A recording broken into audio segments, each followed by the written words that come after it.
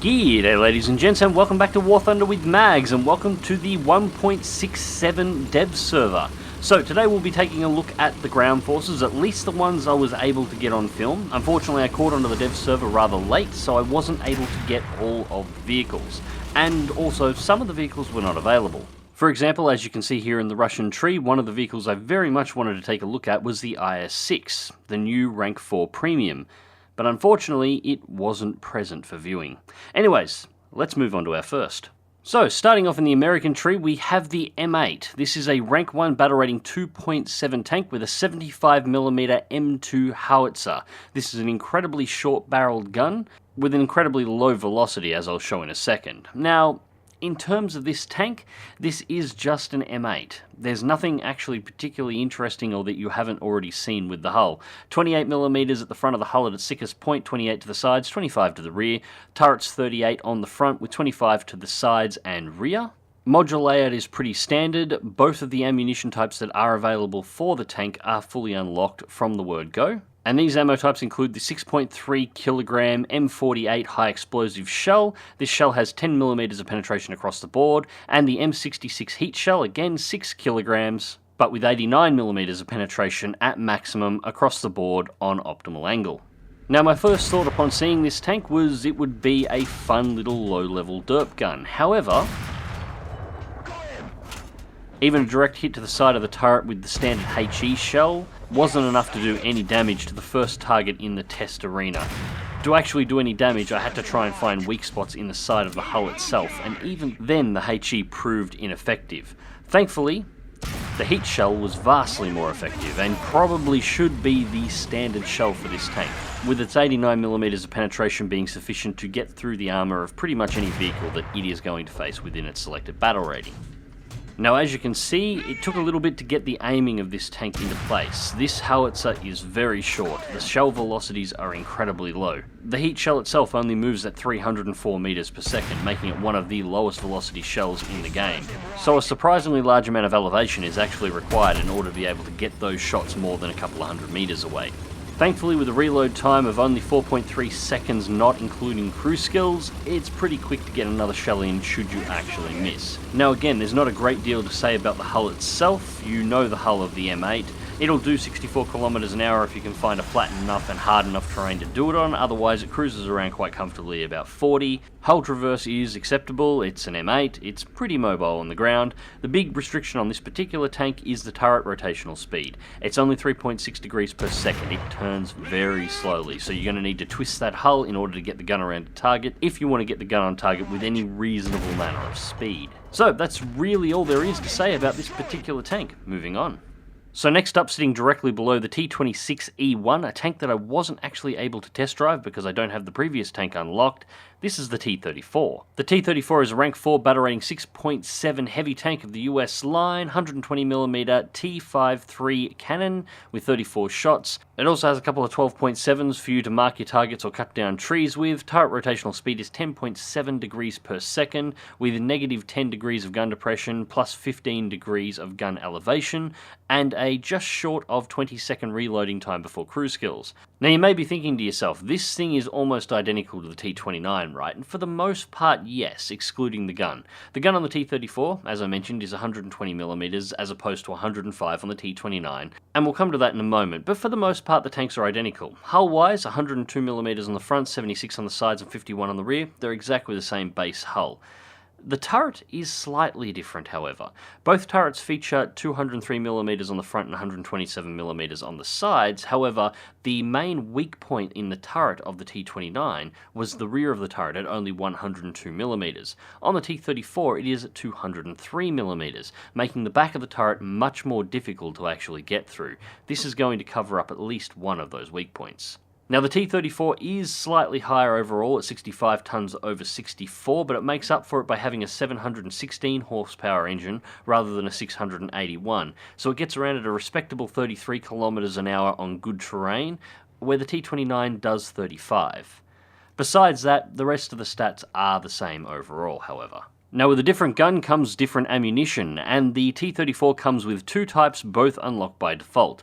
The main round is the T20E3 armor-piercing shell. This shell is a 23 kilogram solid slug moving at 945 meters per second and has 247 millimeters of penetration at 10 meters, 233 at 500 meters, and can maintain 191 at 2000 meters. The second option is of course standard HE. It's a 23 kilogram slug, 944 meters per second, 2.38 kilograms of explosive mass, and 28 millimeters of penetration overall. It's a pretty good HE round, but again, these are usually secondary for the most part. Unfortunately, no APHE or APCR on this particular gun.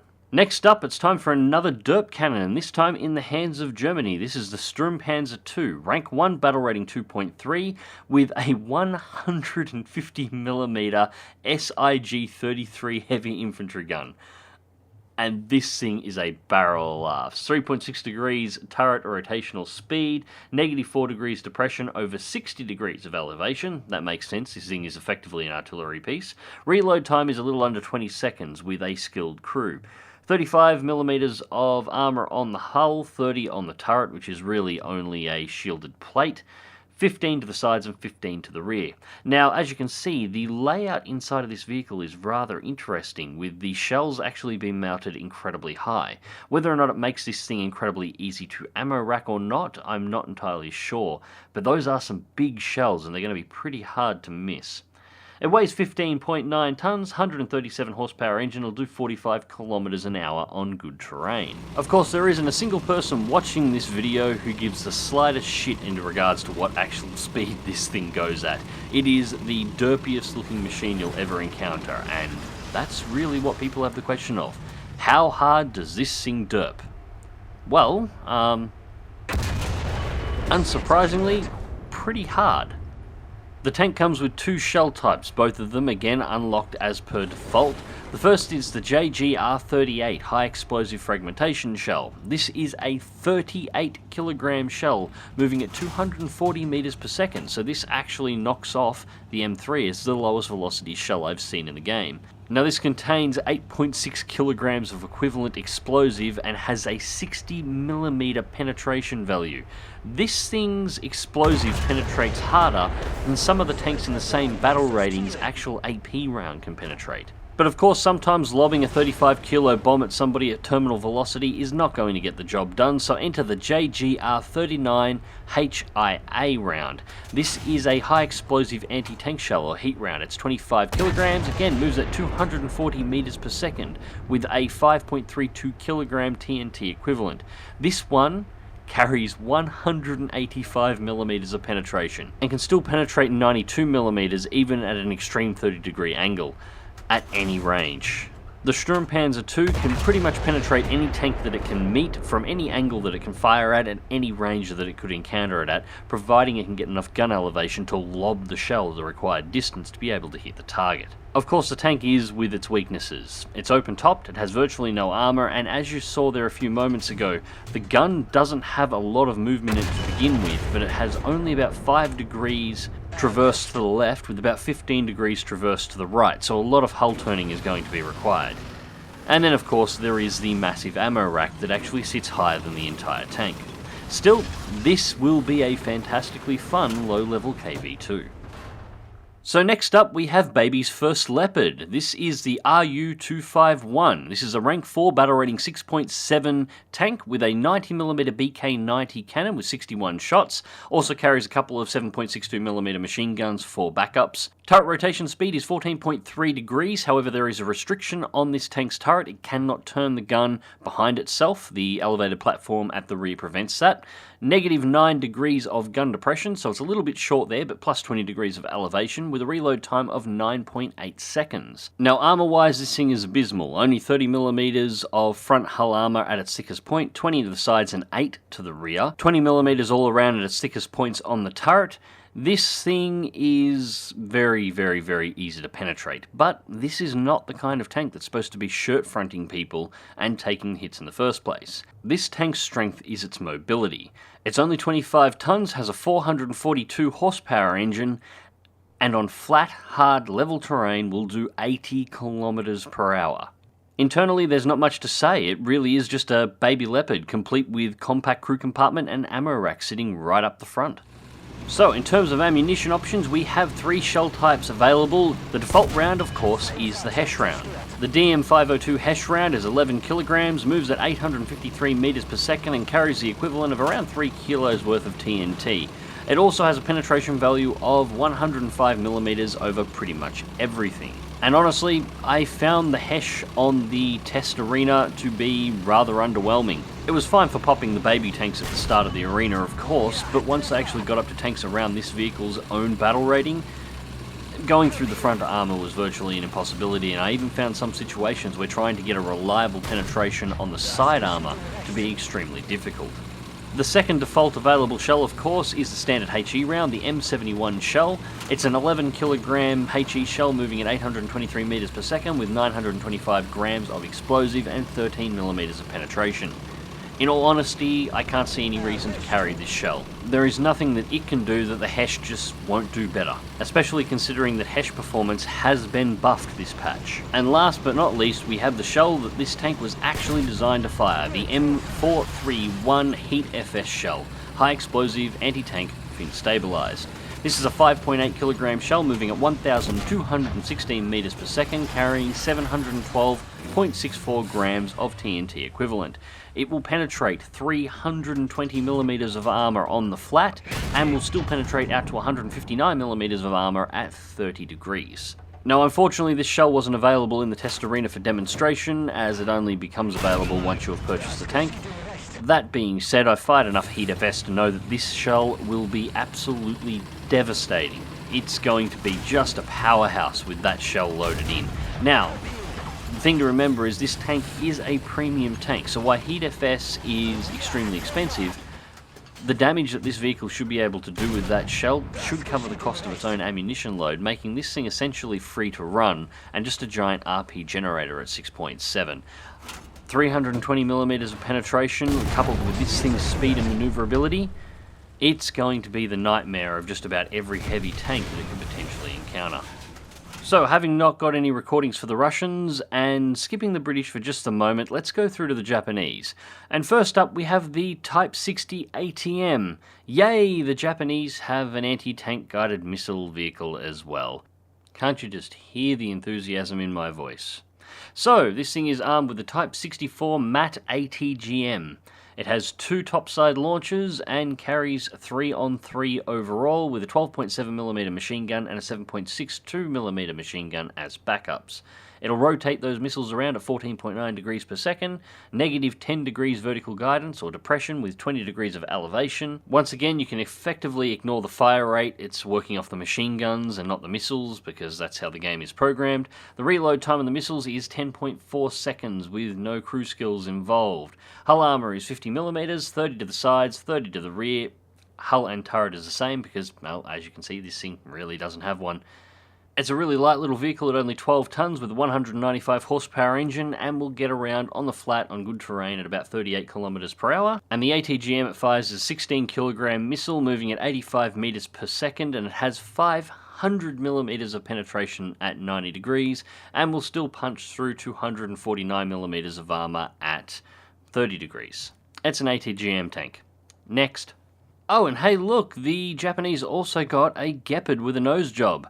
This is the Type 87, rank 5, battle rating 8.0, and that is exactly what it is. This is a Gepard. Well, almost. It's actually not quite as good. It has the same hull armor, same guns, same fire rate, same ammunition options. However, it is slightly lighter with only a 663 horsepower engine, which means it only does 53 kilometers per hour at maximum, as opposed to the Gepard 65 on perfect terrain. Other than that, it's a green Gepard with a really ugly front, and that's really all there is to this vehicle. So, moving on to the next one. Alright, now this is more like it. This is the Type 95 Heavy. This is a rank 1 battle rating 1.3 heavy tank for Japan. It is, of course, a premium vehicle as well, although it is possibly got the best looking camo I've seen on a Japanese tank yet. It's armed with a 70mm Type 94 cannon with 100 rounds. It's also armed with a 37mm Type 94 cannon with 150 rounds and a 7.7mm Type 97 machine gun, which is actually housed in a turret at the rear of the tank to shoot behind it. Rotational speed is 4.8 degrees per second, negative 10 degrees gun depression, plus 22 elevation with a 5.2 second reload time on the 70mm. 37 reload is about the same. Again, crew skills will bring this down slightly. Now the hull armour is not particularly heavy, but it is only a 1.3 battle rating tank. Thickest point on the front hull is 35mm with 30 to the sides and 25 to the rear, 30 to the front of the turret with 25 over the rest. It's not particularly heavy armour even for a heavy tank, but at the battle rating it's fighting at it should be more than sufficient. 25-ton tank overall, 256 horsepower engine, but it only gets around at about 23 kilometers per hour overall, so it's not an incredibly fast vehicle either. In terms of its hull design, well, it's not fantastic. It's got lots of angles and flats on it, but they're not angles in positions where you would actually want them. For example, putting the hull of this tank at 45 degrees to your target is going to be extremely hard to do, or extremely risky, as there is a metal plate at 45 degrees that will be flattening out the target that is very easy to penetrate. Thankfully, the gun performs pretty well on the kind of tanks that it's going to be fighting, although it does run out of steam very quickly. As you can see, straight through the first target, but not enough oomph to penetrate the side armour of the second. This of course is due largely to the 70mm gun only having 45mm of penetration at 100 meters, and with pretty low velocity on top of that. That said, it's an interesting tank design. This is going to be, I guess, Japan's equivalent of the novelty tank that all the other nations seem to have at least one example of. And I don't really have a problem with these coming in. It's a good way to put some rather unique, if not particularly effective designs into play. This is one that I think I'd add to my hangar at some point if I get some spare gold, simply because it's not going to cost a great deal and it's just a cool looking little machine. And so back to the British, and next up we have the Centurion Mark I, rank 4, battle rating 5.7. This tank's armed with a 76.2mm QF 17 pounder, 10.7 degrees of turret rotation, vertical guidance negative 12 plus 20, so negative 12 depression plus 20 elevation. These are some pretty good numbers, I might add there. 7.6 second reload time before crew skills are taken into account. Hull armour, 76mm at its thickest point to the front, 51 to the sides and 38 to the rear, with 152mm on the front of the turret, which is actually really good, 89 to the sides and 89 to the rear, which isn't bad either. And the tank actually looks kind of fantastic, if I want to just point that out. I actually really like the look of this one. The tank itself is 42.3 tons, has a 531 horsepower engine, and will get around at a maximum speed on perfect terrain at about 35 kilometers per hour. And one thing I found particularly interesting about the design is how high it sits off the ground. It might just be me, but it seems it sits higher than most other tanks of its size and type. Internally, it's starting to take on the modern battle tank sort of a look. It has a massive ammo rack directly in the front of the tank, you know, the spot where you're going to get shot the most, so the perfect place to put a massive pile of shells that could explode, as well as a whole bunch of them across the floor. Engine in the back, very large engine, it's going to be very easy to hit, and with all crew members but the driver inside of the turret, a direct penetration to the turret will also likely knock this tank out. So, in terms of shell selection, this tank comes in 4 flavours. We start off with the Shot Mark VI. This is a standard armour-piercing shell, 7.7 kilograms, 883 meters per second, will penetrate 157mm at 100 meters or 112mm at 1000 meters. Second default shell is the Shell Mark I HE. This is a 7 kilogram shell, 883 meters per second, with a 580 gram explosive mass, 9mm of penetration. Good for taking out lightly armoured self-propelled anti-aircraft guns and maybe breaking a barrel or two, but I wouldn't carry more than 1 or 2 in the tank at any time. Once you've pushed some RP through the tank, however, you get access to the Shot Mark IV first. This is an armour-piercing cap shell, 7.7 kilograms, 883 meters per second. This one here gets 160mm of penetration at 100 meters or 108 at 1000 meters. Marginally better shell, and with a little bit more of a push you get access to the Shot Mark VIII. This is an armour-piercing capped ballistic cap shell, 7.7 kilograms, 883 meters per second, pretty universal across the board. This one comes in at 168mm of penetration at 100 meters or 143mm at 1000 meters. This is the best shell it's got. As is normal for British vehicles, there are no armour-piercing high explosive shells available here. It's all solid shot, excluding the HE round, which you really wouldn't carry a lot of. Yeah, mixed feelings on this one. This is a 5.7 battle rating tank, so it's interesting in that regard and should be powerful. That being said, in that battle range I already have a number of vehicles that already have the 17-pounder gun and access to most of these shots. And most of those either have better armor, are more mobile, or have a lower profile, or a combination of all three. Overall, it's a really good looking tank and I really do like the design and I'm definitely going to unlock it. That being said, it's probably a machine that I wouldn't actually drive out all that often. So last but not least in today's video we have the tank that just, holy shit, would you take a look at this thing. This is the FV4005 rank 4 battle rating 6.7 tank. So first things first, let's talk about the awesome example of overcompensation here. This thing is armed with the 183mm QF-L4 cannon. It carries 12 shots. It has a 7.92 as well, just in case you, I don't know, need to shoot something with that, although why you would bother, I have no idea. Turret rotation speed is 10.7 degrees per second, which is actually quite fast for a gun this size. However, it is worth noting the gun can only traverse the front 90 degrees of the tank, because if it could traverse all the way to the side and fire, it would tip itself over. It has -7 degrees of gun depression and 15 degrees of gun elevation, and a whopping 43.3 second reload time before cruise skills. So, in regards to armor, we have 76mm at the thickest point on the front of the turret, 50 to the sides, 38 to the rear, and the hull is only 14mm thick from any angle. This thing is not designed to be shot. This thing is the word glass cannon given a form, and it is awesome. It comes in at just short of 60 tons with a 575 horsepower engine and can move at about 28 kilometers an hour on optimal terrain. So, checking out the internals, you'll notice immediately the massive ammo rack sitting in the back of this thing, and I need to point out the size of this vehicle. This thing is nearly 2 stories tall. It challenges the mouse in terms of height, but doesn't carry the armor, so those ammo racks are going to be incredibly easy to get into. And to top it off, they're all HESH rounds, because HESH is the only thing that this tank can fire. Now, the HESH round in question is the Shell L1 HESH round, and this thing is a masterpiece of destruction. It's a 72 kilogram shell, moving at 716 meters per second and carries the TNT equivalent of 16.26 kilograms. I'm sorry KV2, you're done. Your time as the King of Derp is over. You are not getting the title back. It will penetrate 275mm of armor at any range, at virtually any angle. I can't wait to unlock this thing. My time on the test arena, well, just have a look at this. Remember, this is a 6.7 battle rating tank. That is a King Tiger. The King Tiger is pretty much the most common enemy that this thing is going to face, and I'm going to attack it from what would be considered an optimal angle, and I'm going to shoot its front plate. I think that gets the point across, yes? This is a tank that cannot take any sustained fire. Any penetration of it at all runs an extremely high risk of causing an ammo rack, or just outright killing the crew. It's going to be very, very, very easy to take out.